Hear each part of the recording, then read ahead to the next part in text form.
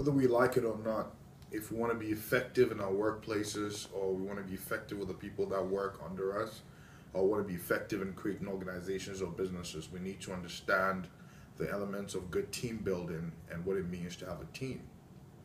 Now, a team generally is a collective of, or a small collective of people working together towards a common goal.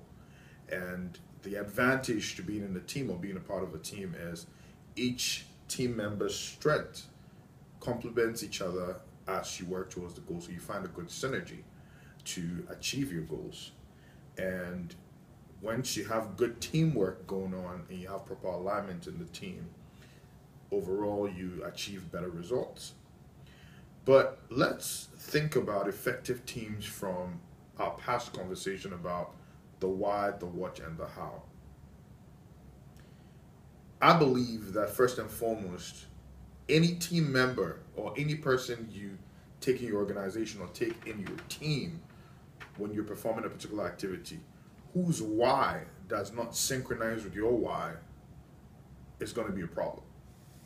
So what do I mean by that? Whatever you believe is the reason for which you're doing or you're forming that team, any member who does not understand it from that context does not fit in that team from the start. Until you get that member to understand why they should fit into that context or why the team is being, you're going to have problems. Now let's talk about the what.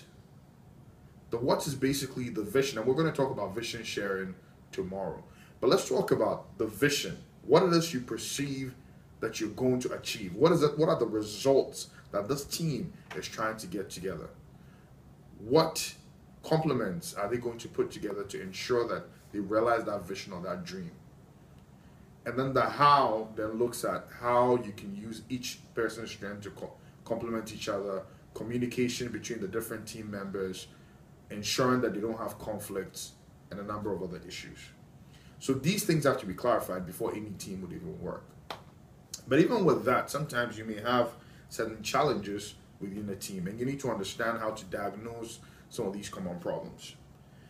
And when you do find these problems, you need to understand how you can take corrective measures to ensure that you solve them so they don't stop the team from moving forward. For example, some of the team members may have ego issues. Sometimes they may have communication problems. Sometimes you may have what you call groupthink, where everybody in the team just says yes, yes, yes to something that one leader says, and because of that, does not allow for creativity in the team. And you need to allow each to build their own leadership skills, but at the same time complement each other and work well together. The best way to evaluate your team to see how effective your team is one, through the results of their work, and two, through the process with which they work to achieve those results. One common problem that happens when you have teams is where they have an identity issue, and that's why I said it's important for you to understand the why. Because if a member in the team does not feel that they fit or do not find how they identify within the team, then they are always going to be sort of like standing out and sort of like not really fitting in the team, and as such they may not be as productive as they should be. You should also have members who do not find it too difficult to make decisions. So when decisions are made, they need to be able to stand up and say, this is the way we're going, no, I don't believe this, and argue about it intelligently so that the team as a whole moves forward. Like I keep hammering, communication, communication, communication. It's very important. They also have to have the ability to resolve conflicts and understand that, look, the goal as a whole is more important than my personal ego, their personal ego, etc.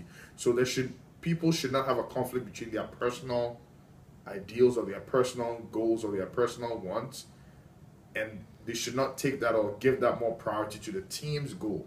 And that's why you hear the phrase, there's no I in team. It's not about I, it's about all of us. Definitely you should have a lot of creativity, but sometimes too, leadership, whoever is leading the team, if they are being ineffective, that can affect the whole team, and you should be able to evaluate yourself as a leader when you're dealing with a team. Things that a leader can do to make sure he's more effective with his team is you need to know how to listen to your team. You need to know how to find their pain points. You need to know them. You need to take time to know each member of the team so you know how best to work with each of them. Some members may work differently, and you need to know how to advise them all to work together synchronously so that the team as a whole can move forward. these are some of the elements that we want to talk about in terms of teams. This should guide you when you're choosing or deciding how to work with your team and how to even choose who should be a member of your team. Thanks for joining us. Stay empowered.